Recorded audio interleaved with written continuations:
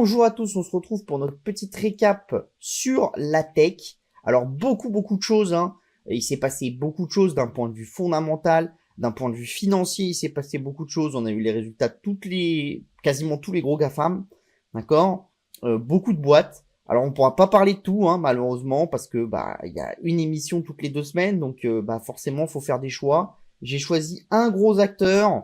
Voilà. Après, beaucoup plus de petits parce que je juge que c'est des gens que vous connaissez un peu moins et qui sont quand même vachement intéressants à connaître. Du coup, voilà. Mais je pense que ça sera plutôt pas mal. Bien sûr, hein, comme toutes les semaines, n'hésitez pas à liker, à partager et à commenter pour que ça nous donne envie de continuer. Et peut-être après de passer sur un format hebdomadaire qui nous permettrait d'avoir un peu plus de valeur et un peu moins de risque parce que du coup on serait un peu plus tranquille pour aller vous amener toutes les nouvelles qu'il y a eu chaque semaine. Mais bon, ça à voir avec le temps. So, let's go. On commence par les résultats, hein. Donc en petite intro, hein, on fera la première partie où on aura beaucoup de résultats, vraiment beaucoup. Après, comme d'habitude, toutes les nouvelles dans l'intelligence artificielle, d'accord. Et après, les nouvelles de la tech. Donc cette semaine, il y a beaucoup de choses en conduite autonome, etc.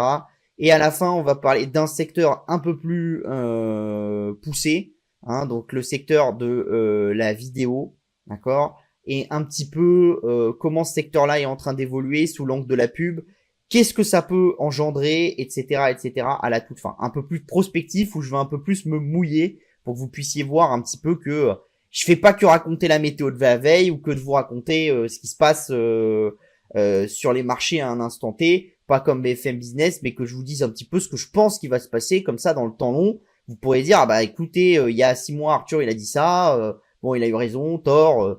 L'important n'est pas forcément d'avoir raison ou tort, même si le but est quand même d'avoir raison le plus souvent possible, mais au moins de montrer que il se passe des choses et que j'ai une vision. Donc, on commence par Meta, qui était le petit canard mal aimé, hein. Moi, j'en avais dans mes portefeuilles, j'en ai encore, hein. Je trouve que c'est une très belle valeur. On a quelque chose de pas mal, croissance en année sur année, hein, de 23,1%, d'accord, avec un peu mieux sur le cœur business, hein, parce qu'on était à 23,7, parce que toujours la même chose, hein, le métaverse perd beaucoup d'argent et il n'y a pas de croissance sur Oculus, toujours compliqué. Voilà, moi vous savez, hein, je vous l'ai expliqué 15 fois, hein, la problématique sur ces supports-là, c'est pas une problématique de typologie de contenu, de jeux vidéo qu'il y a sur Oculus, de tout ça. La vraie problématique qu'on a, c'est la problématique de comment est-ce que on peut avoir des jeux vidéo, enfin comment est-ce qu'on peut avoir un casque, pardon, qu'on va porter, qui va pas faire mal à la tête et qui va pas faire mal au cervical et qui va pas donner envie de vomir, si vous voulez. Donc c'est vraiment ça le gros du sujet. D'accord. Et tant qu'on l'aura pas réglé, ça sera quand même compliqué qu'il y ait un fort développement, à part vraiment en B2B. Mais je pense que en B2B, le casque a finalement assez peu de valeur. C'est-à-dire que si vous voulez, quand vous êtes une boîte comme une boîte qui fait beaucoup de choses comme ça, c'est Alstom. Pourquoi? Parce que faire des maintenances sur les tramways, etc., c'est quand même assez compliqué. Faire des maintenances sur les TGV, c'est quand même assez compliqué. Donc des fois ils forment les gens à utiliser ce genre de choses, à avoir des techniciens de haut niveau qui sont pas présents dans tous les ateliers, mais qui peuvent voir à travers le casque VR et vous indiquer les choses. Alors d'ailleurs, la plupart du temps, c'est pas full VR chez eux, mais c'est AR et VR en même temps. Voilà. Mais si vous voulez, à ce moment-là, c'est pas le matériel qui va avoir de l'importance. C'est le service que vous allez mettre derrière, le logiciel que vous allez mettre derrière, etc. Et là, c'est vrai que au niveau business pur, Meta se met avec beaucoup de partenaires, mais au final, il a pas des offres business ultra profondes avec des logiciels, avec de l'abonnement, de l'ARR, etc. et des choses derrière. Il y a des gens qui construisent des choses au-dessus de ce que fait Oculus. Et donc du coup, c'est un peu compliqué parce que je pense qu'on vendra jamais 150 millions de casques en B2B, quoi. On va en vendre, hein, voilà, des centaines de milliers de pièces, même des millions de pièces. Donc ça peut faire du chiffre d'affaires pour Meta, ça c'est clair. Mais la vraie valeur ajoutée en B2B, elle sera dans le service et elle sera dans le logiciel. Et ça, pour le moment, Oculus l'a pas vraiment encore beaucoup intégré. Donc même si on se disait, ok, en B2C c'est trop compliqué, ça fait mal au cervical, etc. Les gens ont pas envie de passer 3 heures dans leur canapé en train d'être dans un univers virtuel, projeté dedans. Bon, ok, comment est-ce qu'on peut faire? Ben on va aller sur le B2B. Ouais, mais dans le B2B c'est plus la même chose, c'est plus les mêmes manières de faire, etc. Donc attention quand même là-dessus. Ce qui est intéressant aussi, c'est que l'ARPP, donc c'est le revenu moyen par utilisateur hein, sur Family of App, donc toutes les business de Facebook, hein, Instagram, etc., etc.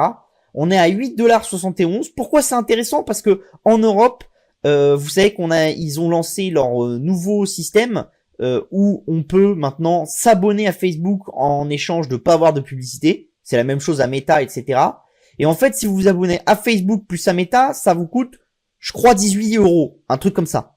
Donc c'est vachement intéressant parce que ça veut dire qu'ils margeraient beaucoup plus que là, sachant que ils auraient plus à s'emmerder avec la publicité, etc.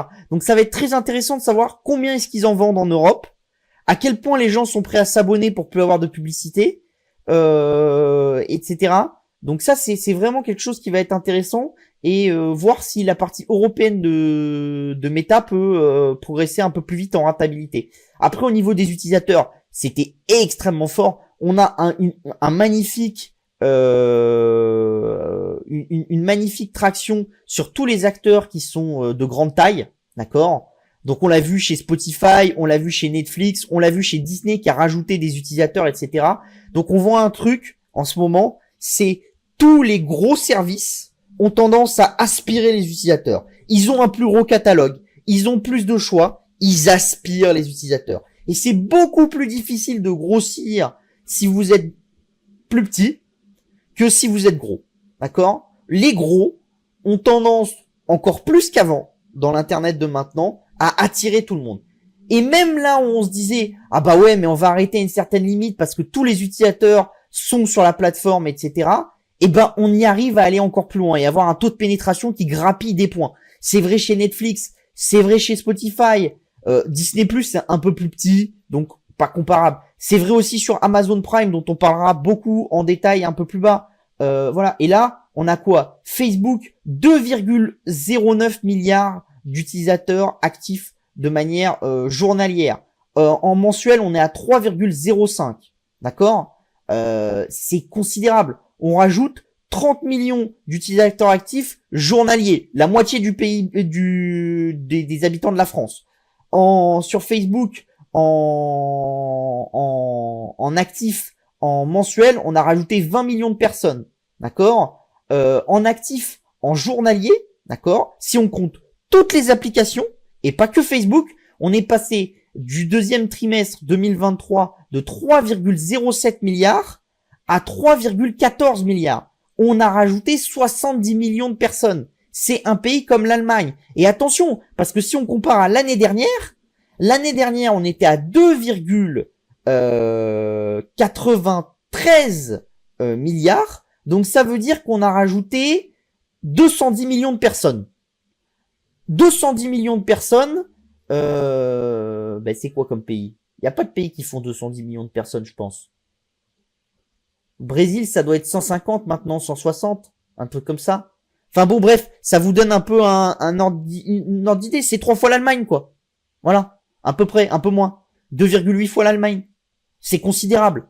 Et là, on est en total journalier et même en total mensuel, c'est encore pire. Parce qu'en total mensuel, on est à 3,96 milliards. C'est-à-dire qu'au format mensuel, vous avez quasiment la moitié de la population du globe qui passe sur les services de Meta.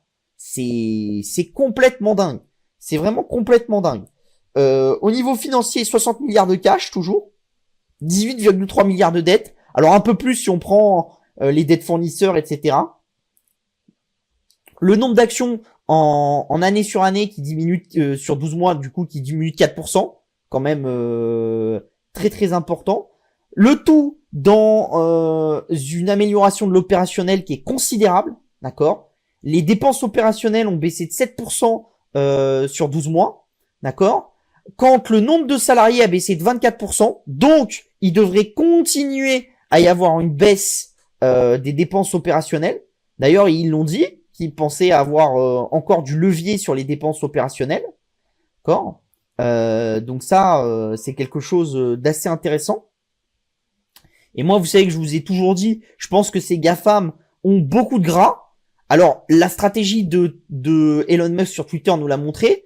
Après, je pense que là, sur Twitter, on est allé à l'extrémum de cette stratégie et que le but est pas vraiment d'aller jusque-là non plus. Mais voilà, je pense que il y a moyen sur beaucoup de boîtes d'aller optimiser de 15-20% les dépenses opérationnelles. Entre je réduis un peu ce que je donne à la cantine, j'ai plus une cantine avec quinoa, machin, truc, bidule chouette.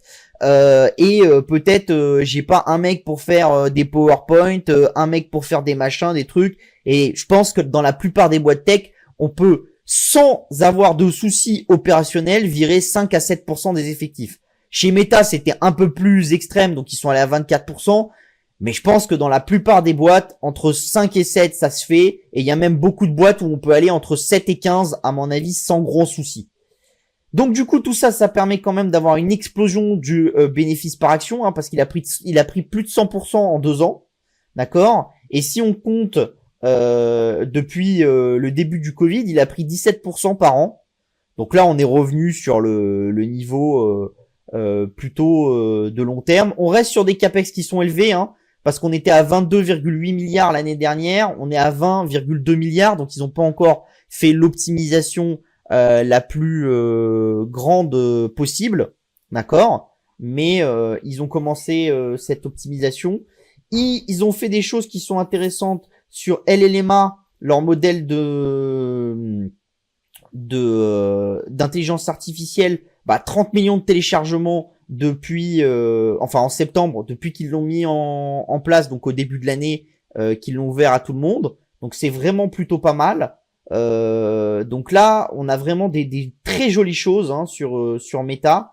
Et c'est vraiment plutôt pas mal. Ils nous ont dit qu'ils espéraient le monétiser à un moment. Alors pour le moment, ils monétisent pas. C'est-à-dire ils permettent aux gens de l'obtenir, mais ils pensent pouvoir faire des partenariats avec des sociétés, etc. pour monétiser LLMA. Ils ont déjà commencé à faire certains partenariats avec des grands de la tech, hein. Donc voilà, on le verra un peu plus tard.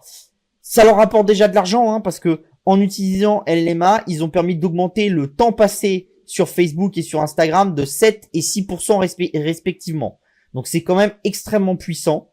Donc ça leur donne énormément de bonus, d'accord. Parce que plus on passe du temps, plus on voit de la pub et plus c'est intéressant pour Meta, d'accord. Un autre point qui est clé et qui est intéressant, hein, c'est les business des messageries. Vous savez, aussi bien Messenger que WhatsApp, qui sont des gros business futurs pour Meta et qui sont assez peu monétisés à l'heure actuelle. On commence à voir du mieux, d'accord. Le click to message, donc c'est un type de publicité sur WhatsApp et sur Messenger en Inde, et c'est en train d'arriver dans d'autres pays et en hausse de plus 100%, d'accord, en Inde. Donc c'est vraiment, ça commence à être important. Pareil sur WhatsApp, les utilisateurs qui font du business à travers WhatsApp, qui vendent des produits à travers WhatsApp, ont grossi de 60%. Donc il y a quand même des choses qui sont vachement intéressantes. Les réels sont enfin arrivés à un niveau de monétisation équivalent à ce que vous aviez en feed avant. Donc il n'y a plus de différence entre les deux. Donc qu'on vende de la publicité feed ou de la publicité réelle, ça fait plus de différence.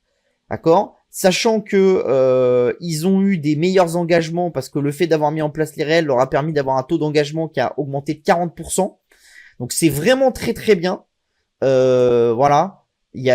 Tout est vraiment plutôt pas mal. Pourquoi est-ce que eux ils ont réussi sur les réels contrairement aux autres ? parce qu'en fait les réels c'est très facile à monétiser. Il y a beaucoup de petites sociétés qui se sont lancées dans le business de création de publicité réelle, etc. Donc ça a permis d'avoir des ROI qui étaient intéressants parce que le prix proposé par Facebook était bas. Beaucoup de startups se sont lancées sur le business de création de réels, etc. Et du coup, on est allé très très vite là-dessus. Donc c'est plutôt vraiment bien. Et il y a plutôt des choses assez intéressantes. Voilà, et ça vous explique pourquoi est-ce que, à contrario, Snapchat a eu plus de mal, parce que Snapchat a essayé de faire un peu comme dans la télé, c'est-à-dire d'avoir des clients publicitaires qui étaient sélectionnés, triés sur le volet. Or en fait, quand il y a un nouveau format, c'est très compliqué pour les publicitaires du monde passé, hein, donc les publicistes, les omnicom, etc., de trouver les manières d'utiliser ces nouveaux formats. Souvent, ces nouveaux formats, ils sont utilisés par des petites agences qui se créent, qui sont spécialistes de ces nouveaux formats, qui arrivent à faire des très gros ROI, qui font des très grosses croissances, qui finissent par être achetés par des omnicom, etc. Puis après, tout le monde utilise ces formats-là, mais ça se fait un petit peu dans le temps long. On a Thread aussi, qui a 100 millions d'utilisateurs actifs mensuels d'après Marc. Bon, moi, je vous avouerai que je suis pas tout à fait convaincu, hein. Les infos que j'en ai, c'est plutôt aux alentours d'une vingtaine, trentaine de millions. Ça reste 10%, 10-15% de Twitter qui est en train de perdre des utilisateurs. Donc il y a quand même quelque chose à faire pour Meta ici. Donc voilà. Et on était un petit peu au-dessus du consensus hein, chez Meta. Après on a eu AMD qui a fait un tout petit peu au-dessus du consensus, hein, 1,87 de plus sur les revenus. Par rapport à ce qu'attendait le consensus, et sur le bénéfice par action 3,59. Bon, là, voilà, c'est plutôt pas mal, même si la croissance est quand même faiblard par rapport à l'année dernière, mais ça c'est comme chez Nvidia, hein. C'est la partie gaming qui est un petit peu compliquée. Donc 5,8 milliards sur le trimestre en hausse de 4,22%. Donc voilà. Par contre, ce qu'ils nous ont communiqué, c'est quand même que les puces MI300, donc c'est les équivalents des H100, donc celles qui sont intéressantes dans l'intelligence artificielle, sont celles qui montent le plus. Hein. D'accord ? Pourquoi ? Parce que en fait, vous devez sûrement être à plus d'1 milliard de revenus, parce qu'en fait, data center est flat. Or, c'est dans cette business unit qu'il y a la puce en question, d'accord. Pardon, c'est pas dans cette business unit, c'est dans client de revenus que les puces sont, qui est en haut croissance de 42%, et gaming est en décroissance de 8%, et embedded, qui est un autre type de puce, est en baisse de 5%, d'accord. Donc voilà.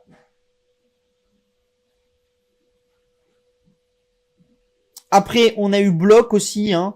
Donc Block, c'est pareil, c'était un petit peu, enfin même très au-dessus des revenus, hein. Chiffre d'affaires en hausse de combien en hausse de plus de 25%.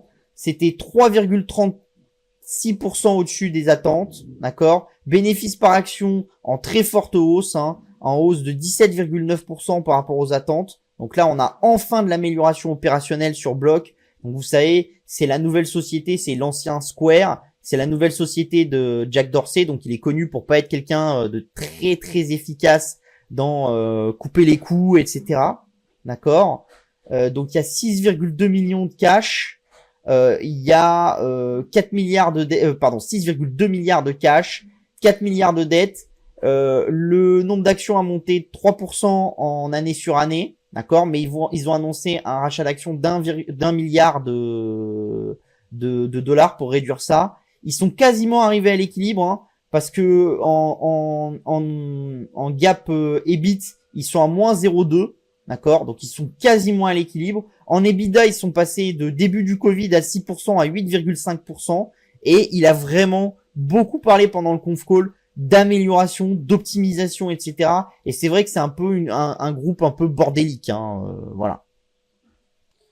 Après, on a eu Datadog, très très très bon, hein, croissance de 25%, les revenus nets en hausse de 187%, enfin un bénéfice par action positif, une petite marge. C'est vraiment très fort, hein, surtout sur le bénéfice par action. Et ça, on le voit sur beaucoup de boîtes tech qui font des grosses améliorations de leur bénéfice par action. Donc voilà, ça c'est de l'optimisation, hein. Baisse des coûts, baisse des OPEX, comme chez Facebook. Alors c'est pas tout le monde n'est pas dans l'extrémum de Facebook, etc. Mais il y a vraiment beaucoup de choses qui s'améliorent sur la rentabilité des boîtes. Donc là, on a une hausse de 33,46% par rapport à ce que le consensus attendait. Donc c'est quand même vachement fort. Alors que sur les revenus, c'est que de 4,45% supérieur. Donc vous voyez, ça veut dire que vraiment dans ces boîtes tech en ce moment, tout dollar supplémentaire dans les revenus va très rapidement dans le bénéfice par action. D'accord? Donc voilà. On a pas mal de nouveaux clients au-dessus de 100K d'ARR sur Datadog, parce qu'on est passé au Q2 de 2990 à 3130. D'accord? Donc c'est vraiment pas mal. Une belle petite hausse. Faut savoir qu'on avait eu que 80 clients ajoutés entre le Q1 et le Q2 qui étaient au-dessus de 100K d'ARR. Donc là, on repart sur des choses un peu plus grosses. Donc ça plaît au marché. Par contre, les clients qui utilisent plus de 6 produits, il n'y a pas d'avancée. Au Q2, on était à 21%. On est toujours au Q3 à 21%. Donc il n'y a pas d'amélioration. Après, depuis le fin de l'année dernière, on a quand même pris 3 points parce qu'on était à 18% et on est passé à 21%. Et ça, je vous l'ai déjà dit aussi, hein. Faut savoir que dans toutes ces boîtes américaines, la plupart de ces boîtes américaines ont commencé avec un produit. D'accord? Ces nouvelles boîtes. Datadog, CrowdStrike, etc. Et elles sont en train d'élargir leur cercle de produits. Et le but, c'est d'empiler des produits. Pourquoi? Parce qu'une fois que vous avez une relation, que vous avez vendu un produit à quelqu'un, c'est beaucoup plus simple d'aller lui vendre un deuxième, un troisième produit. D'accord? Donc voilà. Et là, pareil, du coup, l'amélioration, elle est très forte. Pour vous donner un ordre d'idée, hein, en EBIT, donc en pourcentage d'EBIT, Q3 2020, on était à 8,9% de pourcentage d'EBIT. On avait un net income qui était à 10,3 et un FCF, donc un free cash flow sur le chiffre d'affaires qui était à 18,5. D'accord? 3 ans plus tard, l'EBIT a été multiplié par quasiment 3. On est à 23,9. Le net income a pris quasiment aussi x3. On est à 28,9. Et le FCF est à 25,2. D'accord? Il y a un autre point qui est intéressant aussi et qui est assez puissant. D'accord? C'est les revenus qui viennent de l'intelligence artificielle et des modèles d'intelligence artificielle. Ça représente 2,5% de leur ARR. Ça représentait largement moins de 1% de l'ARR l'année dernière. Donc c'est vraiment une hyper croissance, c'est une multiplication. Moi, je vous avoue que je pensais que les OpenAI, etc. auraient plus d'avantages un peu de vente sur le à court terme entre guillemets. C'est-à-dire je pensais que les autres allaient commencer à bien vendre sur l'intelligence artificielle à partir de début 2024, mi-2024. Il se trouve que mi-2023 ça commence. C'est pas les seuls, hein. On a eu Shutterstock aussi qui est passé, qui est une application qui fait du stockage de photos et qui vend maintenant ses photos pour entraîner des modèles d'IA, qui est passé de 1 million de revenus au Q3 de l'année dernière liés à l'entraînement de modules d'IA à 45 millions de revenus au Q3. Donc c'est une multiplication par 45. Donc c'est vraiment considérable. Donc c'est vraiment très intéressant. Par contre, c'est vrai que pour OpenAI, c'est un peu plus compliqué et on le verra un peu plus tard parce que du coup, ça veut dire que la concurrence s'exacerbe un peu plus vite. On a eu Fortinet aussi, bon, hausse des revenus de 16%, hausse du bénéfice de 39% et du bénéfice par action 41%. Pourquoi la différence? Parce qu'il y a un petit peu moins d'actions. Le bénéfice par action était bien supérieur, 12,58%. Par contre, les revenus étaient inférieurs de moins 1,11. Donc, ça a beaucoup baissé. Bon, moi, j'avoue que je comprends pas très bien le marché. Je pense que c'est une hyper tendance, que c'est une boîte qui est très bien gérée. Bon, voilà. On est au plus haut sur le FCF, sur l'EBIT, etc. Parce que Q3 2020, on avait un EBIT qui était à 27,4, un net income qui était à 22,3 et un FCF qui était à 28,5. On est passé en EBIT à 27,8, donc on a gagné 0,8. En net income, on a gagné 2 points, on est à 24,3. Et en FCF, par contre, là, on a bien gagné, on est à 36,2. Donc la conversion cash s'est beaucoup améliorée parce que le mix produit est en train de devenir meilleur sur Fortinet. Mais bon, le marché est un petit peu difficile. Voilà. Bon, c'est comme ça. moi je trouve que ça reste une belle société. Après on a Mercado Libre qui est le concurrent de Amazon dans les pays sud-américains, très très fort, hein. Croissance des revenus de 40% à 3,7 milliards, croissance de la rentabilité des revenus nets de 178% à 359 millions, bénéfice par action en croissance de 180%, là aussi il y a des rachats d'actions, le BPA a dépassé de 26,08% les attentes et le chiffre d'affaires de 5,88. Le seul truc qui est un peu triste, si on doit mettre un point noir, c'est leur partie fintech avec la total payment value. Donc pour ceux qui suivent les PayPal, etc., bah, c'est quelque chose que vous connaissez. C'est comment ça s'appelle, le flux d'argent qui est passé par votre service, d'accord. Donc ça veut dire qu'il y a 40,6 milliards d'argent qui est passé par votre fintech pour payer soit des services chez vous, soit des services chez tiers qui utilisent vos services d'encaissement.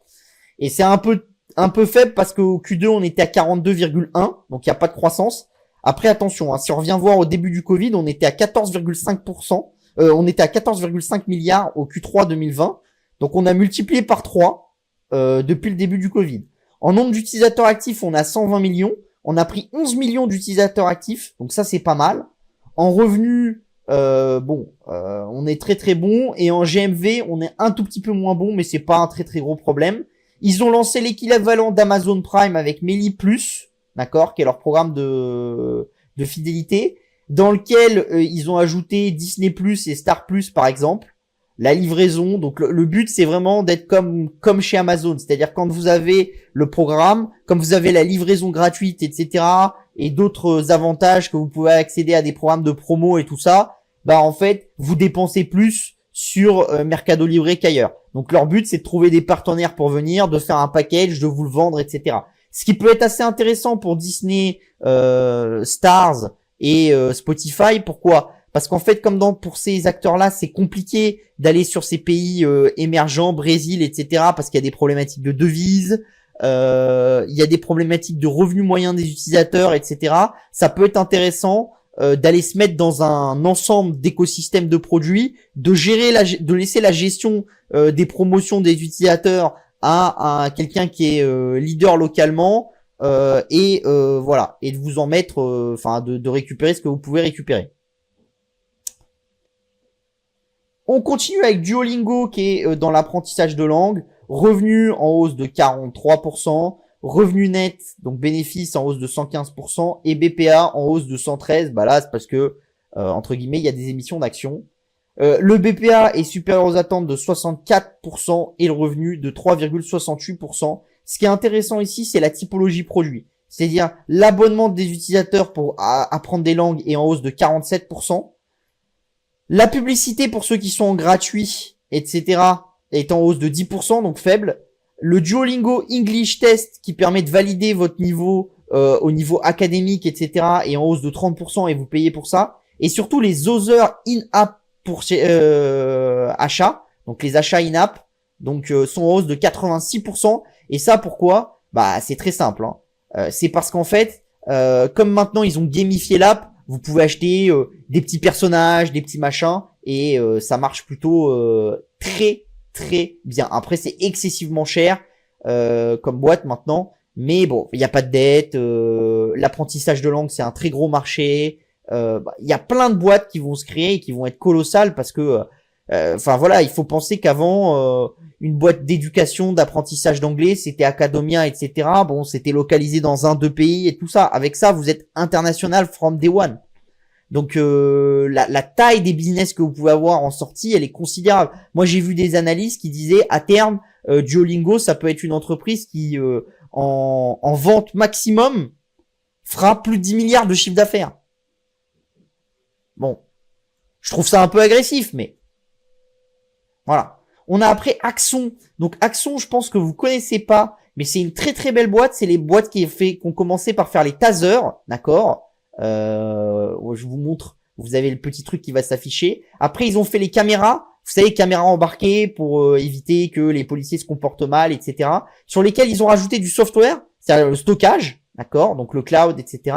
Et depuis, ils font des logiciels, donc ça s'appelle Action Évidence, Redaction Assistant, pour aider, pour rédiger les PV, les comptes rendus d'arrestation, etc. Voilà. Et maintenant, il faut aussi des applications mobiles, Capture, Citizen, etc., qui permettent aux gens de dire ce qui va pas, ce qui est mal fait, etc. Donc c'est une très très jolie boîte. La plupart des gens les connaissent pas. Là aussi, c'est un peu trop cher. Enfin, c'est très cher. D'accord. Revenu en hausse de 32% à 413 millions, pardon. Bénéfices en hausse de 389% à 59 millions. Et bénéfices par action en hausse de 358% à 0,78. Le BPA est au-dessus des attentes de 34,78 et les revenus au-dessus des attentes de 5,74. Ce qui est intéressant, c'est la typologie de croissance. Le gros de la croissance en year over year, il est dans le cloud. Donc le stockage de vidéos, pourquoi? Parce qu'à chaque fois qu'un policier met une caméra, faut garder la donnée. Et il faut être capable d'aller la récupérer, de la trier assez facilement, d'accord. Donc ça demande du travail. Donc on passe quand même à 148 millions de revenus sur le cloud, d'accord. C'est en hausse de 54% en année sur année. Et pour vous donner un ordre d'idée, Q3 2020, ça représentait 45 millions de revenus. Donc c'est plus d'un triplement. Donc c'est vraiment très très fort. Et après, l'ARR, donc les revenus récurrents sur le logiciel pur, d'accord, on est en hausse de 53,6% à 619 millions de dollars, d'accord. Et pour vous donner une idée là encore, hein, on était à 204 millions de dollars au début du Covid, Q3 2020, et on est à 619 maintenant, donc c'est là encore plus d'un triplement. Donc c'est vraiment extrêmement puissant. Ça vous montre aussi comment d'une innovation qui est une innovation produit, hardware, le taser, on peut créer toute une gamme. Donc c'est pour ça aussi que je pense que sur Meta, pour revenir à Meta qui était un peu plus haut, je pense pas que sur la réalité virtuelle et la réalité augmentée, ça soit vraiment des domaines sur lesquels il y a aucun sens d'investir. Parce que je pense que dès qu'ils auront un produit qui fait un petit peu du sens et qu'ils arriveront à y ajouter un petit peu des services par-dessus, du logiciel par-dessus, très vite ça peut aller très très loin, surtout sur le B2B. Hein. Donc voilà. Après on a eu Pinterest qui fait un peu mieux que les attentes. Hein. Le BPA bien mieux en hausse de 40,42 par rapport à ce qu'on attendait et revenu en hausse de 2,67% par rapport à ce qu'on attendait. En hausse, on avait le revenu net, il était à 6,73 millions en hausse de 110% et le chiffre d'affaires en hausse de 11,49% à 763,2 millions de dollars. Globalement, les utilisateurs actifs en petite hausse, d'accord. On est passé l'année dernière de 445 millions d'utilisateurs actifs mensuels à 482. Moi, c'est une boîte que j'apprécie pas trop, toujours la même chose. Ils nous donnent toujours les utilisateurs actifs mensuels. Bon, moi, je peux vous avouer que de temps en temps, je passe une fois. Voilà. Donc, je suis compté sûrement dedans. Je considère que je ne rapporte rien. Parce que quand je passe, je regarde 2-3 trucs. Voilà. Et je dois littéralement passer 10 minutes une fois par mois et c'est fini, quoi. Donc, attention quand même. Et après, il y a le revenu par utilisateur. Et là, on a le même problème que Snapchat. Et là, c'était la même chose. Chez Pinterest, ils ont fait le choix de choisir les agences avec qui ils travaillaient au début. Et c'est comme je vous expliquais pour les comment ça s'appelle, pour les réels, ça a rendu la chose très très compliquée. Donc ils sont à un revenu par utilisateur qui est à 1,61$. C'est très très très bas. Après on a eu Robinhood qui fait un peu moins bien que les attentes. Donc les revenus sont en hausse de 29%. Le revenu net est en hausse de 51%, mais toujours négatif à moins 85 millions. Le BPA est toujours négatif de moins 0,09 centimes par titre. On est inférieur à 6,17 sur le BPA par rapport à ce que le marché attendait et inférieur à 2,35 par rapport à ce que le marché attendait sur les revenus. Les utilisateurs actifs mensuels ont continué à diminuer, d'accord? Donc il faut vous dire que l'année dernière, on était à 12,2 millions d'utilisateurs actifs mensuels. Là, on était à 10,3. Ce qui leur permet de tenir, c'est les revenus issus des taux qui ont vraiment beaucoup monté et le fait que l'actif sous gestion descende pas beaucoup. d'accord? Même par rapport à l'année dernière, il a augmenté parce que l'année dernière, il était à 65 milliards d'actifs sous gestion. Maintenant, ils sont à 87. Par contre, au Q2 de cette année, ils étaient à 89 et là, ils sont à 87. Donc, ils ont perdu quand même 2 milliards d'actifs sous gestion. Voilà. Après, avec la reprise des crypto-monnaies, etc., ça peut être une boîte intéressante. Moi, je pense quand même que leur application, etc., elle a quand même du sens et ils ont quand même réussi à faire quelque chose d'intéressant. Voilà. Après, on a Match Group. Là, c'est très, très, très compliqué. D'accord? Ils ont fait légèrement mieux que les attentes, mais par contre, ils ont un très, très gros problème. Hein.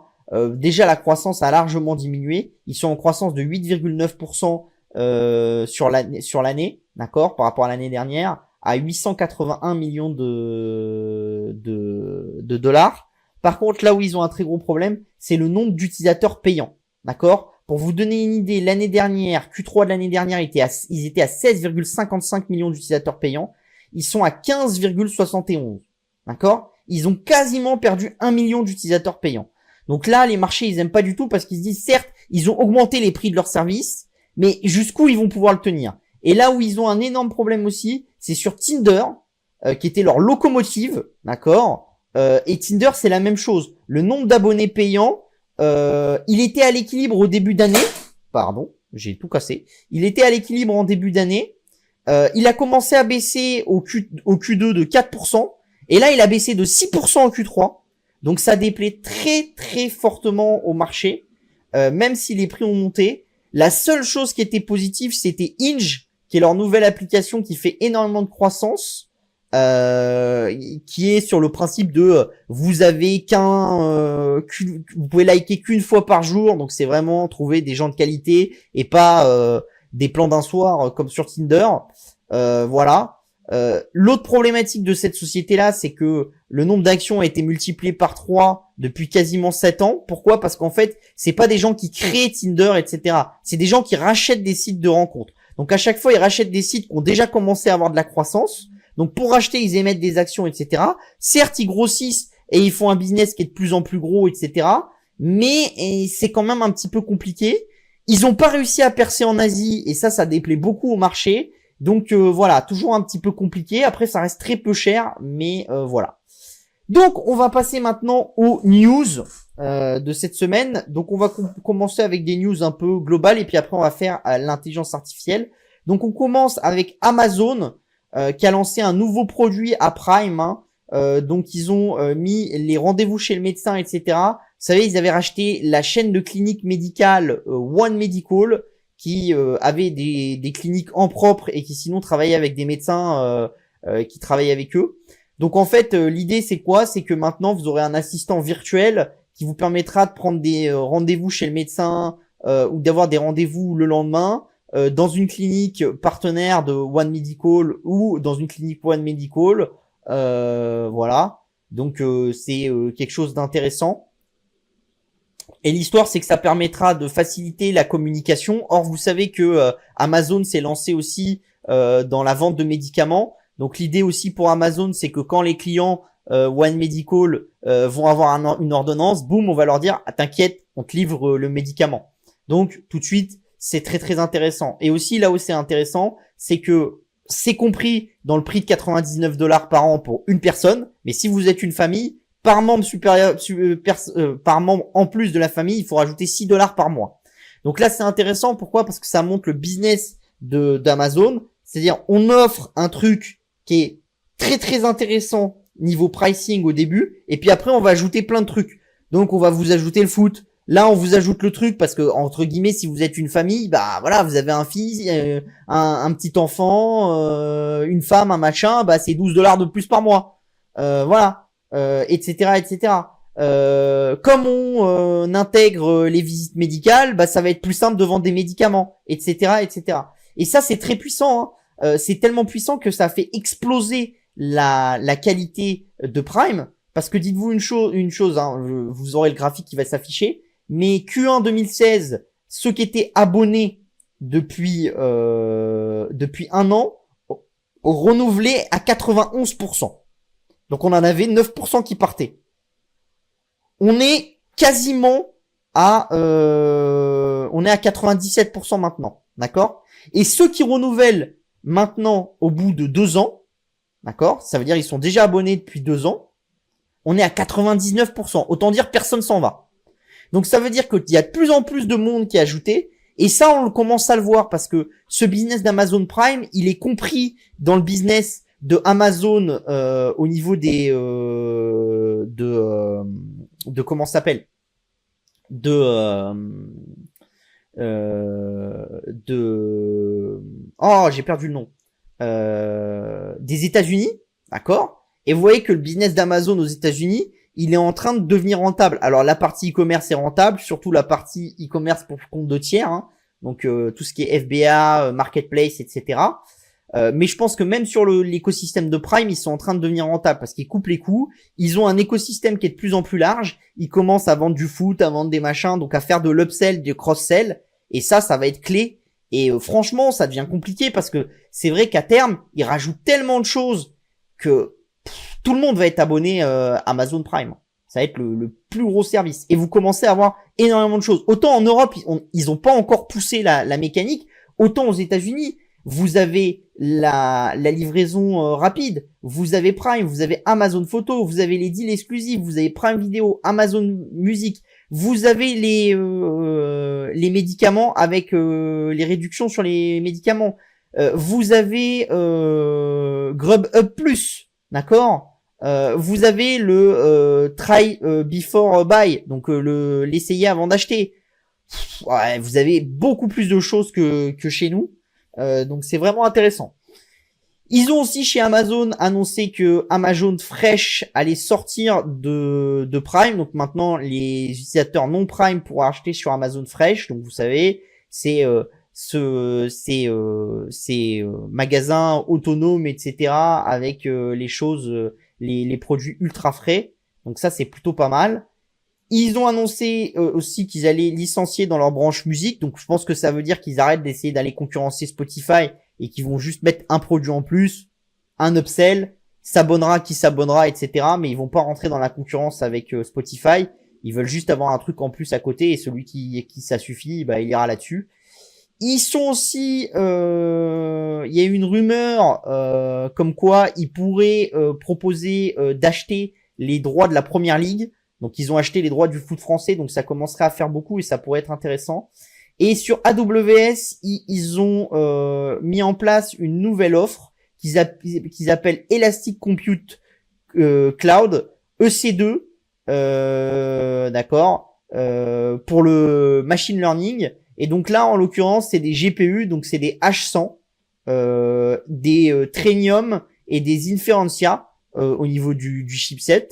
Et vous pouvez les louer à la minute, etc. pour entraîner vos IA. Donc le but c'est quoi? C'est que AWS vous vende purement de la puissance de calcul. C'est un domaine dans lequel ils sont très très bons. Ils ont toujours été bons. C'est ça qui est leur cœur de métier depuis des années et des années à AWS. Hein. C'est la vraie différence avec comment ça s'appelle, avec Azure qui est habitué à mettre des services en plus, du software, etc.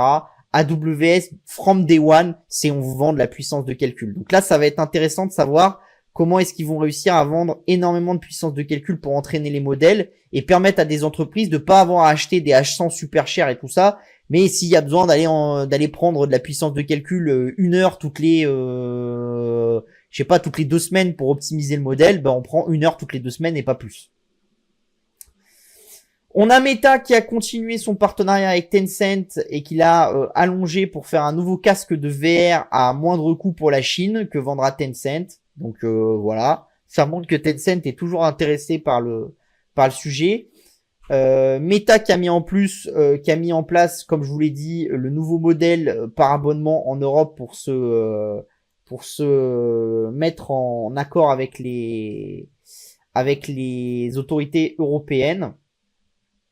Donc voilà. On continue un petit peu avec tout ce qui s'est passé dans l'IA, d'accord. Donc beaucoup de régulations, d'accord. Donc il y a eu en Angleterre un sommet sur l'IA avec Rishi Sunak, pas grand chose à en tirer, hein. Beaucoup de ramdam des Européens, Elon Musk, etc. Il y a eu quelques petits commentaires qui sont intéressants de certains chercheurs, mais c'était pas là que c'était clé. Par contre, ce qu'on a eu, c'est la semaine dernière, on a eu un executive order du président américain Biden sur l'intelligence artificielle. Et ça, c'est intéressant. Beaucoup plus complexe, 102 pages. Donc, je vous ai sorti les 2 trucs qui me paraissent les plus importants. Pourquoi un executive order? Parce que ça permet de passer au-dessus du législatif US et c'est le président qui décide. Donc, les 2 points clés, hein, c'est que les entreprises qui fabriquent des systèmes d'IA de grande taille, d'accord, seront maintenant obligées de faire des tests de sécurité et de communiquer le résultat de ces tests de sécurité et de les faire valider par une agence gouvernementale américaine avant de donner accès à ces modèles au grand public ou aux entreprises.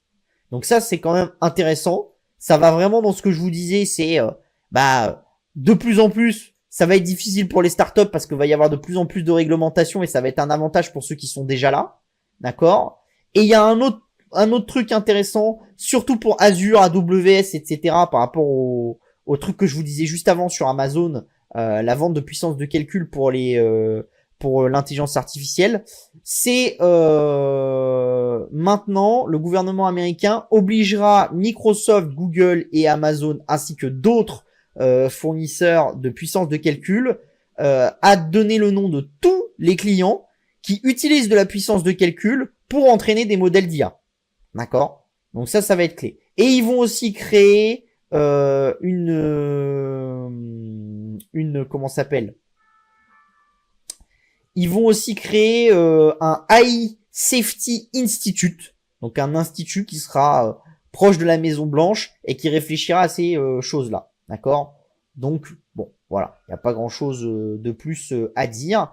Il y a eu quelque chose d'intéressant. Il y a eu les premiers résultats en justice. Vous savez que beaucoup de gens attaquent en justice les fournisseurs d'intelligence artificielle en disant, vous avez entraîné vos modèles sur mon œuvre sans me demander mon avis, etc. Et donc là, on a eu les premiers résultats avec le juge américain William Orrick. Et c'est plutôt bon pour les prestataires d'intelligence artificielle et les créateurs d'intelligence artificielle parce que Midjourney et DeviantArt ont été reconnus non coupables parce que les artistes qui les avaient attaqués en disant que leur modèle de génération d'images s'était basé sur leurs propres images et leurs propres tableaux, peintures, etc. Le juge a décidé que les plaintes des accusés étaient défectueuses à bien des égards. D'accord. Donc il a reconnu les groupes non coupables. Donc à voir comment ça évoluera. Mais c'est une première victoire pour les sociétés qui font de l'intelligence artificielle. C'est un vrai point clé dans l'évolution de l'intelligence artificielle. Et je vous l'ai dit déjà la semaine dernière en disant que Microsoft et Google allaient payer les frais juridiques des gens qui se feraient attaquer s'ils utilisaient l'IA. Donc c'est vraiment un point qui est clé. Et dès que ça sera normalisé, etc., c'est quelque chose qui permettra de pousser un peu plus loin. Ce qui est intéressant aussi, c'est chez nos GAFAM, parce que les GAFAM dans l'intelligence artificielle, c'est un peu pile tu gagnes, face tu gagnes. C'est-à-dire que, pour vous faire un peu l'exemple, c'est je suis le croupier, le meilleur joueur de la table de poker, le casino, la banque du casino et le service de sécurité du casino. Pourquoi je vous dis ça? Parce que vous savez que Amazon et Google ont investi dans Anthropic, qui est le concurrent de OpenAI avec son chatbot Claude. D'accord? Les deux ont investi beaucoup. Donc Amazon a investi 4 milliards et Google a investi 2,75 milliards. Vous dites, ils veulent concurrencer, ils veulent utiliser le modèle, etc. Ah ouais, mais vous n'avez pas tout compris. Et vous n'avez pas toutes les petites lignes. Donc déjà, en investissant, ils ont une part du capital. Point A. En investissant, ils ont le droit d'utiliser les modèles d'Anthropic pour vendre sur leur cloud. Donc, ça leur fait un truc en plus en vendant. Sachant qu'ils maîtrisent plus ou moins le pricing eux-mêmes et qu'ils ont beaucoup d'avantages là-dessus. D'accord? Autre point intéressant que peu de gens savent, c'est que Anthropic s'engage à dépenser 4 milliards sur AWS les 5 prochaines années et il s'engage aussi à dépenser 3 milliards sur Google Cloud les 5 prochaines années. Donc en fait, si vous voulez, faut bien voir le truc. Google et Amazon investissent, ils mettent de l'argent. Une partie de cet argent va leur revenir en chiffre d'affaires sur leur solution cloud. Ça leur permet d'obtenir un nouveau chatbot complémentaire du leur. D'accord, qu'ils vont pouvoir vendre dans leur écosystème de services, etc. C'est complètement dingue. Vous êtes investisseur dans Anthropic, la seule chose que vous allez mettre, c'est de l'argent et vous espérez avoir un rendement. Eux non, ils sont sur toute la gamme et ils gagnent à tous les coups. Je vous dis, c'est comme à Las Vegas, c'est le casino. Sauf qu'ils ont un modèle qui est encore mieux que le casino parce que ils sont pas juste le casino, ils sont la banque, le casino, le croupier, le meilleur joueur de la table, etc. Tout à la fois. C'est incroyable. C'est vraiment. Alors bien sûr, ça garantit pas qu'il peut pas y avoir de plantage, hein, parce que il y a des coûts de fonctionnement qui sont très élevés. Anthropic peut cramer tout son cash, etc. Mais si vous voulez, le risque, il est quand même faible. Il est quand même très très faible pour Amazon et Google. C'est pour ça que faites attention aussi quand il y a des investissements aussi forts que ça, parce que souvent on vous montre le chiffre, et puis vous êtes là, vous êtes derrière votre table et vous vous dites ah ouais mais ils sont fous ces GAFAM, 10 milliards dans telle boîte, 5 milliards, ouais mais attention, c'est comme quand vous achetez avec le banquier quelque chose et allez voir les lignes, les petites lignes, et souvent les médias ils vous mettent juste le chiffre et ils vous disent ah telle boîte a levé 10 milliards, etc. Ouais, mais comment, sous quelles conditions, etc. Parce que, voilà. OpenAI, bah là, c'est ce que je vous disais, hein. On a eu des premières fuites sur les équipes commerciales d'OpenAI qui auraient une hausse importante du churn client, donc de clients qui quittent le groupe. Donc, les exemples qui ont été donnés, c'est Salesforce et Wix, par exemple, qui sont des boîtes de software américaines. Donc eux, bah, ils auraient quitté les services d'OpenAI. Pourquoi? Bah parce que ils auraient trouvé moins cher, soit d'autres offres moins chères, soit bien pire pour OpenAI. Et là, ça recoupe avec ce que je vous disais juste avant pour Anthropic et pour Google et Amazon. C'est qu'en fait, OpenAI, en levant du cash auprès de Microsoft, ils ont donné une licence exclusive à Microsoft, qui permet à Microsoft de créer sa gamme de produits dans Azure à base du chatbot ChatGPT et des langages larges d'OpenAI, d'accord? Sauf que en vendant une licence, c'est une partie du chiffre d'affaires de Microsoft qui revient en pourcentage. Mais le pricing, il est décidé par Microsoft. Donc Microsoft peut décider de se mettre un tout petit peu moins cher que OpenAI. Vous voyez le truc? Et donc, qu'est-ce qui se passe? Bah, il se passe que Microsoft fait tout à fait ce jeu-là. C'est-à-dire, il se met un peu moins cher que OpenAI. Il vend en groupé avec d'autres produits. Donc, il fait une petite décote parce qu'il vend un groupe de produits, donc il vend de manière un peu plus large. Et du coup, les clients qui étaient clients en direct chez OpenAI, bah, ils reviennent chez Azure et ils sont clients d'une multitude de supports. On en revient en haut, je vous dis. Mieux que le casino. Mieux que le casino. Voilà. Et en plus, pour OpenAI, bah, c'est compliqué, même si là, pour le coup, c'est un avantage pour eux, c'est quand recruter des talents, ça devient très difficile. Alors, Microsoft est jamais rentré dans les guerres de talents, mais OpenAI rentre avec Google. Alors là, ils ont un avantage, c'est que pour Google, c'est difficile de donner des stocks à pas très cher à leurs clients, enfin à leurs chercheurs, alors que pour OpenAI, c'est plus simple. Donc, ce que permet OpenAI, c'est de dire alors aux gros comment ça s'appelle aux gros chercheurs en intelligence artificielle, c'est venez chez nous. On n'a pas encore bouclé la levée à 80 milliards, donc on va vous donner des actions à 27 milliards, et comme on va boucler cette levée, ça va multiplier par 4 la valeur de vos actions instantanément. Et du coup, comme ils proposent des packages qui sont entre 1 et 3 millions, vous pouvez gagner jusqu'à 10 millions. Alors après, attention, c'est soumis à condition, hein. Faut que vous restiez plus de 3 ans, je crois, ce genre de choses. Mais ça montre quand même qu'il y a une concurrence et qu'avoir des talents dans le domaine de l'intelligence artificielle, c'est pas si simple. Moi, c'est aussi pour ça que je pensais que ça serait plus compliqué pour tous les concurrents, comme Datadog, etc., d'aller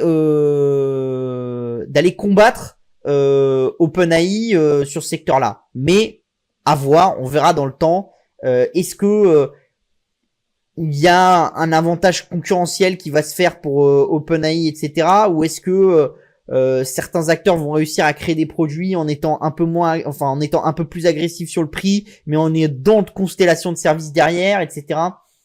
C'est à voir. Après, attention aussi parce qu'il y a beaucoup de produits d'IA qui ne sont que des bêtes algorithmes un peu larges, plutôt issus de big data et de machine learning que des vrais modèles d'IA complexes. Donc à voir aussi si une grosse partie du marché sera pas compris sur ces produits-là et pas sur des produits d'IA globaux, etc. On a Microsoft aussi qui a réussi une petite prouesse. Il a rendu multimodal son langage Pi 1.5. Donc ce qu'il faut savoir, c'est que Pi 1.5, c'est 1,5 milliard de paramètres.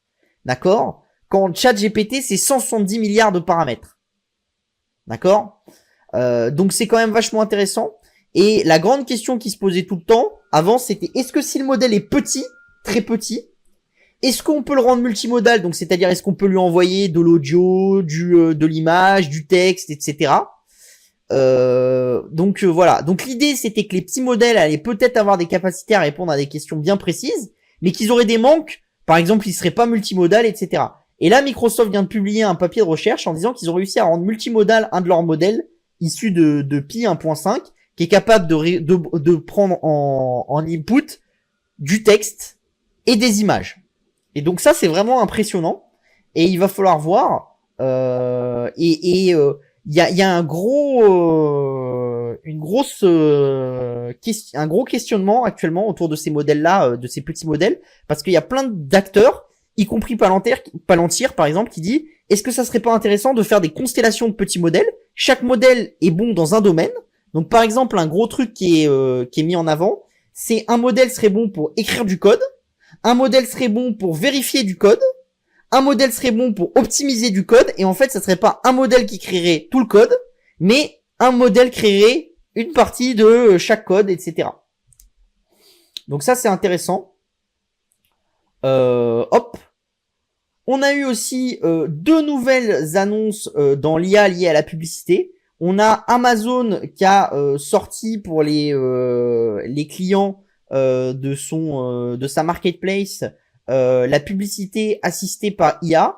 Donc en fait là on va vous intégrer le truc, hein, vous le verrez. C'est une petite bouteille de shampoing et en fait vous mettez la bouteille de shampoing, vous mettez un texte et ça vous crée le background d'image pour pouvoir le mettre en vente sur Amazon et avoir une image qui est plus attractive pour le client. Donc ça c'est vraiment intéressant. Et ça montre qu'il y a beaucoup de choses à faire sur l'IA pour optimiser pour ces acteurs-là, hein, Shopify, etc. Pour Google, c'est encore plus puissant. En fait, eux, c'est dans Google Shopping. Et en fait, eux, c'est par rapport aux teintures et à tous les produits de beauté, maquillage, rouge à lèvres, etc. Et donc maintenant, en fait, ce qu'ils vont permettre aux marques, c'est de dire aux marques, choisissez, donnez la couleur de vos modèles. Et en fait, vous allez pouvoir appuyer sur un petit bouton qui s'appelle Try It, qui va prendre la photo avec votre téléphone. Donc, vous allez vous mettre comme ça, d'accord? Et en fait, ça va vous renvoyer l'image en vous mettant la teinture que vous avez choisie, la couleur que vous avez choisie, etc. Donc, ça prend votre photo et ça change et ça vous met en temps réel l'image. Ça vous permet de voir comment ça rendra sur votre visage, etc. Donc, ça, c'est quand même vachement intéressant. On a Reddit aussi qui a menacé de fermer les portes de son site à tous les modèles d'IA et à tous les robots. Donc voilà, à voir jusqu'où ils le feront, si c'est une mesure, une menace ou pas. Moi, je pense que s'ils étaient plus référencés, ça poserait des problèmes. Et tous ceux qui ont été un peu dans ce jeu-là ont plutôt perdu, hein. C'est-à-dire les derniers à avoir fait ça, c'est les journaux canadiens qu'on dit à Facebook qui voulaient plus être référencés sur Facebook et qui voulaient plus que Facebook autorise le partage de leurs articles, etc. Globalement, ils ont perdu beaucoup de trafic et ils ont perdu du revenu. Donc, c'est pas si simple que ça. Et il y a Shopify qui a lancé un nouveau modèle d'intelligence artificielle là aussi. L'idée, c'est quoi? C'est que c'est un modèle de recherche, d'accord? Donc, l'idée, c'est que vous aurez maintenant un moteur de recherche Shopify. Et en fait, ça cherchera sur tous les sites Shopify du monde et vous pouvez taper t-shirt et ça vous montrera tous les t-shirts qu'il y a sur tous les sites Shopify par rapport à ce qu'ils pensent que vous allez aimer le plus, etc. Donc voilà, c'est fini pour la tech cette semaine, pour l'IA cette semaine. Il y a déjà pas mal de choses et maintenant on va faire les autres petites news. Donc on a le DMV californien qui a enlevé ses licences à Cruise, le système de conduite autonome qui fait des taxis dans la région de Los Angeles. Il y a eu plusieurs accidents, donc le DMV a enlevé sa licence. Donc voilà, Cruise c'est le principal concurrent de Google là-dessus, qui est avec Waymo. Et Cruise ça appartient à General Motors, d'accord. Waymo en échange lui a obtenu le droit de travailler dans toute la Silicon Valley, donc c'est quand même assez intéressant, d'accord. On a Amazon aussi qui va enfin pouvoir livrer par drone au UK, donc c'est historique, d'accord. Donc c'est des petits colis, moins de 2,2 kilos. Ils ont obtenu l'autorisation de livrer quasiment dans la majorité du pays par la CAA, sauf les grandes villes, d'accord. Mais ils vont pouvoir livrer un peu partout. En échange, ils vont mettre en place une nouvelle base d'Amazon Prime Air en Angleterre. L'Angleterre, à travers Rishi Sunak, est très très proche des techs et veut pousser très fort l'innovation. Donc ça, c'est intéressant, d'accord. Donc voilà. Pourquoi aussi il y a ça et pourquoi c'est les premiers à généraliser un peu la chose en Angleterre? Parce que vous savez qu'ils ont plein de petites îles et tout ça. Et la CAA avait permis déjà la livraison par drone dans toutes ces petites îles, des drones lourds, d'accord, parce que Royal Mail, au lieu d'envoyer des bateaux ou des avions, préférait faire des livraisons avec des drones lourds sur ces îles. Et donc ils ont fait un travail là-dessus ces dernières années qui est intéressant. Après ça vous montre que c'est pas facile. Pourquoi? Parce que moi j'ai ressorti une vieille interview de Jeff Bezos dans 60 minutes, d'accord, avec Charlie Rose, qui était sur CNBC à l'époque, d'accord. On était en 2011. Jeff Bezos disait Prime Air livrera aux États-Unis, à peu près partout aux États-Unis, à tous les clients des petits colis d'ici 4 à 5 ans. Aux États-Unis, on n'y est toujours pas. Ça fait plus de 10 ans après et on commence en Angleterre. Ça vous montre à quel point les temps, les choses peuvent être longues. Des fois, elles sont beaucoup plus rapides qu'on ne le pense, comme l'intelligence artificielle, mais des fois, le temps, il est long, et certes, on se dit, ouais, ça va être demain matin. Ok.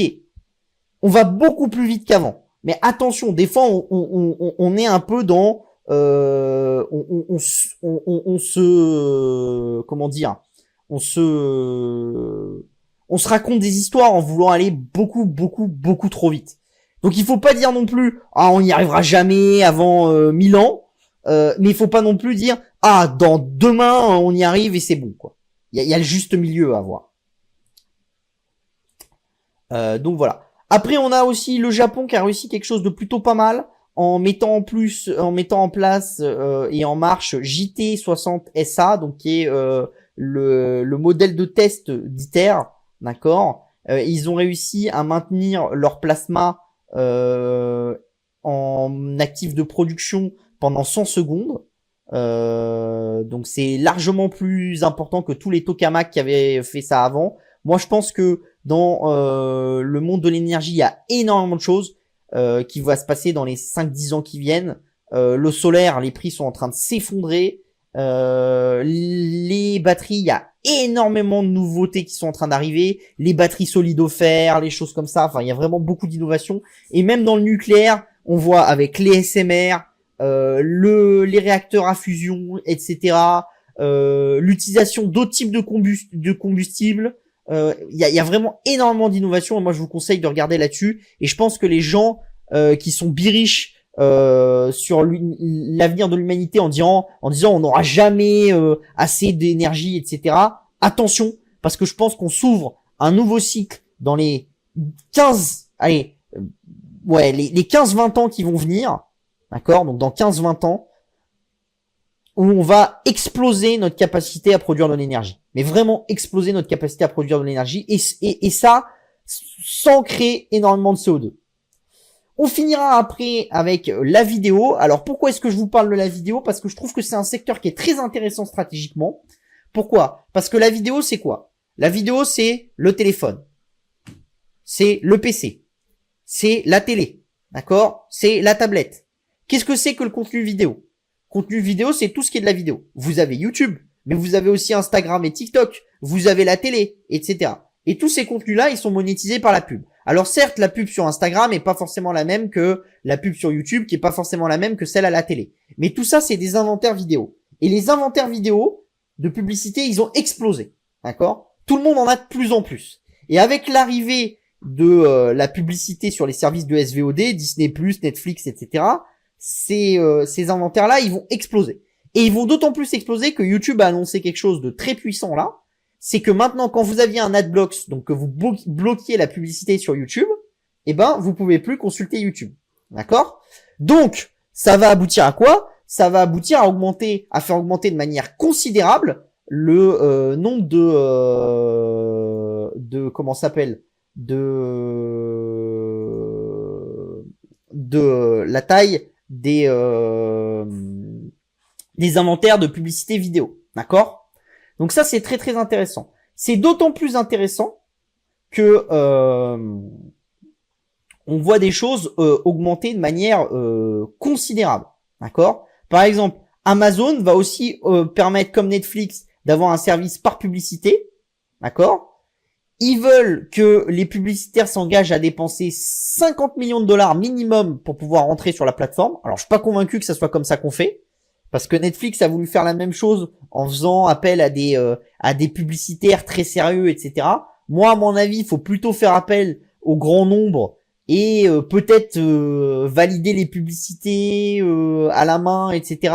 Mais en tout cas, j'ai des doutes. D'ailleurs, chez Netflix, c'est pas un secteur qui a très très bien marché. Ils ont viré récemment le responsable de la publicité pour en prendre un autre. Donc quand même voilà. Mais ça fait du mal aux chaînes de télé, etc. À tel point que le NBC Universal, qui est une chaîne de télé, a vendu Hulu à Disney. Elle avait une option pour vendre à Disney Hulu, et que Disney a annoncé qu'ils allaient fusionner un peu tout ça, donc Hulu, etc., ESPN, etc.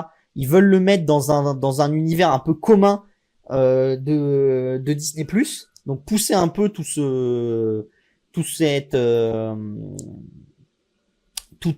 cet écosystème et pas maintenir énormément de produits différents. Et moi, je pense qu'il y a beaucoup de choses qui vont se faire. Pourquoi? Parce qu'il y a énormément de gens qui sont en difficulté.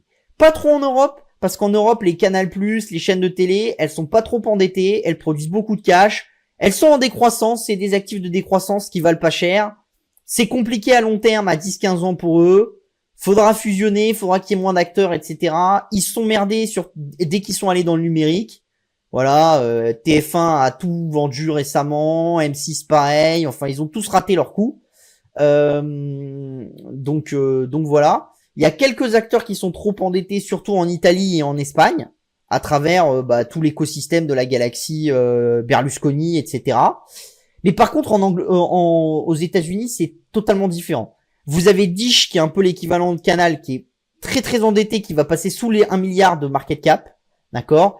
Vous avez tous les concurrents qui se sont lancés dans les services de streaming qui perdent énormément d'argent. Comcast perd énormément d'argent à travers Peacock, d'accord, qui est son service de streaming.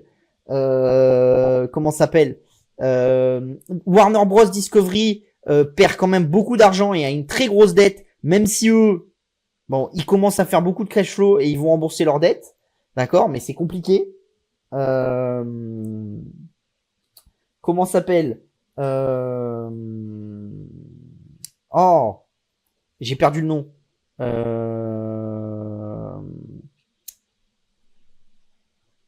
Comment ça s'appelle c'est ça. Alors.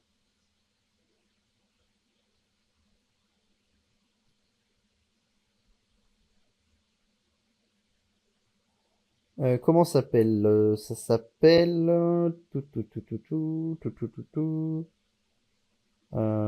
hop hop. Paramount. Paramount est en grosse difficulté aussi et perd beaucoup d'argent. Sinclair, qui est un peu plus dans les TV locales, et lui aussi quelqu'un qui perd beaucoup d'argent. Donc aux États-Unis, vous avez beaucoup d'acteurs qui perdent beaucoup d'argent. Vous avez Disney qui va se restructurer, etc.